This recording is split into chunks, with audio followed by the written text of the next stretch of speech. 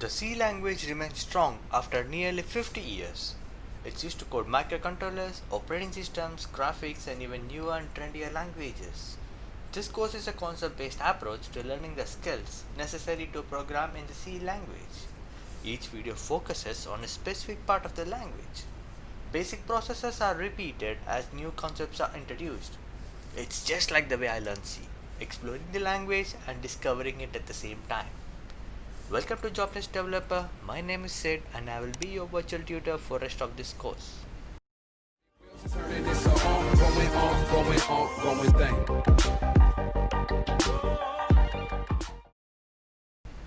Though I have been coding and teaching C for a longer period of time, I still remember what it is like to be a beginner, so I'm sensitive to those needs. Now, I invite you to join me to learn the C language or just get over a few stumbling blocks.